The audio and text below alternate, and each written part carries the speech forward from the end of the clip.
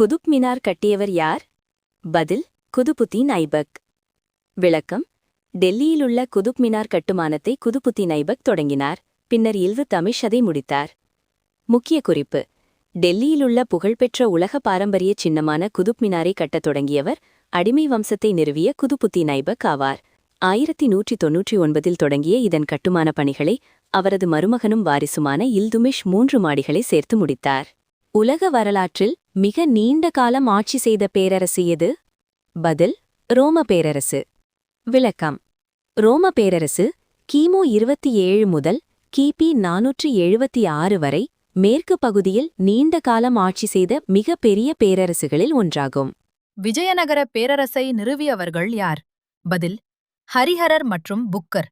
விளக்கம்: 1336ஆம் ஆண்டு ஹரிஹரர் மற்றும் புக்கர் தென்னிந்தியாவில் விஜயநகர பேரரசை நிறுவினர்.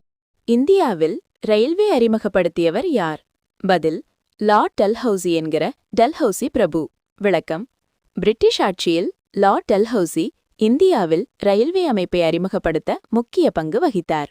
இந்தியாவின் முதல் துணை ஜனாதிபதி யார்? பதில் டாக்டர் சர்வேபள்ளி ராதாகிருஷ்ணன். விளக்கம்: 1952ஆம் ஆண்டு டாக்டர் சர்வேபள்ளி ராதாகிருஷ்ணன் இந்தியாவின் முதல் துணை ஜனாதிபதியாக ஆனார்.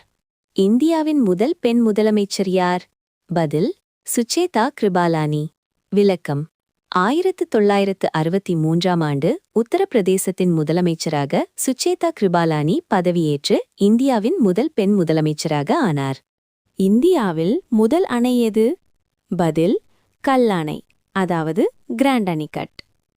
விளக்கம்: தமிழ்நாட்டில் காவிரி ஆற்றில் கட்டப்பட்ட கல்லணை உலகின் பழமையான அணைகளில் ஒன்று. இது கரிகால சோழன் காலத்தில் கட்டப்பட்டது. ஜெய் ஹிந்த் என்ற கோஷத்தை உருவாக்கியவர் யார்? பதில் சுபாஷ் சந்திர போஸ்.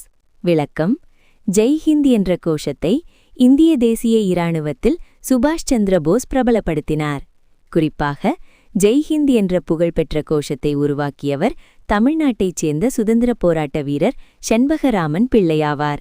இவர் 1900களின் முற்பகுதியில், குறிப்பாக 1907இல் இந்த வார்த்தையை உருவாக்கினார். இது நேதாஜி சுபாஷ் சந்திர போஸால் இந்திய தேசிய இராணுவத்தின் அதிகாரப்பூர்வ வாழ்த்தாக பிரபலப்படுத்தப்பட்டது. இந்தியாவின் முதல் பெண் நீதிபதி யார்? பதில் அண்ணா சந்தி. விளக்கம்: அண்ணா சந்தி 1937இல் கேரளாவில் நீதிபதியாக நியமிக்கப்பட்ட இந்தியாவின் முதல் பெண் நீதிபதி. இந்தியாவின் முதல் கல்வி அமைச்சர் யார்? பதில் மௌலானா அபுல் கலாம் ஆசாத். விளக்கம்: சுதந்திர இந்தியாவின் முதல் கல்வி அமைச்சராக மௌலானா அபுல் கலாம் ஆசாத் இருந்தார். சைமன் கமிஷன் இந்தியா வந்த ஆண்டு எது?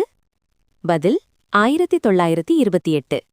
விளக்கம்: 1928இல் பிரிட்டிஷ் அரசு சைமன் கமிஷனை இந்தியாவுக்கு அனுப்பியது. இதில் இந்தியர்கள் இல்லாததால் பெரும் எதிர்ப்பு ஏற்பட்டது. இந்தியாவின் முதல் பெண் IPS அதிகாரி யார்? பதில் கிரண் பேடி. விளக்கம்: 1972இல் கிரண் பேடி இந்தியாவின் முதல் பெண் IPS அதிகாரியாக ஆனார். இந்தியாவில் முதல் வங்கி எது? பதில் பேங்க் ஆஃப் ஹிந்துஸ்தான். விளக்கம்: 1770ஆம் ஆண்டு தொடங்கப்பட்ட பேங்க் ஆஃப் ஹிந்துஸ்தான் இந்தியாவின் முதல் வங்கியாக கருதப்படுகிறது. உலகின் மிக பழமையான சட்டக்குறியீடு எது? பதில் ஹம்முராபி சட்டம். விளக்கம்: பாபிலோனிய மன்னன் ஹம்முராபி உருவாக்கிய ஹம்முராபி கோட் உலகின் பழமையான சட்டக்குறியீடுகளில் ஒன்று. இந்தியாவின் முதல் பெண் ஆளுநர் ஜெனரல் யார்? பதில் விஜயலட்சுமி பண்டிட்.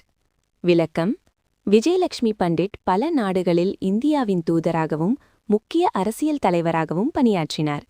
பெண் உயர்நிலை அரசியல் பதவியில் இருந்தவர்களில் முக்கியமானவர். இந்தியாவில் நில வரிமுறை, அதாவது பெர்மனன்ட் செட்டில்மெண்ட் அறிமுகப்படுத்தியவர் யார்?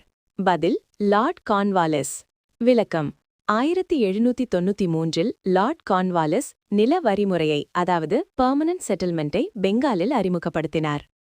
இந்தியாவின் முதல் தேசிய பூங்கா எது? பதில் ஜிம் கார்பெட் தேசிய பூங்கா. விளக்கம்: 1936ஆம் ஆண்டு உத்தரகாண்ட் மாநிலத்தில், அதாவது ஜிம் கார்பெட் நேஷனல் பார்க், இந்தியாவின் முதல் தேசிய பூங்காவாக அறிவிக்கப்பட்டது. ஸ்வதேசி இயக்கம் எப்போது தொடங்கியது? பதில் 1905. விளக்கம் 1905இல் பெங்காலின் பிரிவை எதிர்த்து இந்தியாவில் ஸ்வதேசி இயக்கம் தொடங்கப்பட்டது. இந்தியாவில் முதல் அணுசோதனை எப்போது நடைபெற்றது? பதில் 1974. விளக்கம் 1974 மே 18 அன்று ராஜஸ்தானிலுள்ள போக்ரான் பகுதியில் இந்தியா முதல் அணுசோதனையை நடத்தியது. இந்தியாவின் முதல் பெண் IAS அதிகாரி யார்? பதில் அன்னா ராஜம் மல்ஹோத்ரா. விளக்கம் 1951இல் அன்னா ராஜம் மல்ஹோத்ரா இந்தியாவின் முதல் பெண் IAS அதிகாரியாக ஆனார். இந்த வீடியோ உங்களுக்கு பிடித்திருக்கும் என்று நம்புகிறேன். இந்த சேனலை சப்ஸ்கிரைப் பண்ணி பக்கத்தில் இருக்கும் பெல் பட்டனை பிரஸ் பண்ணுங்க. வீடியோக்கு ஒரு லைக் கொடுக்கலாமே. உங்கள் கருத்துக்களை கமெண்ட் பண்ணுங்க. நன்றி.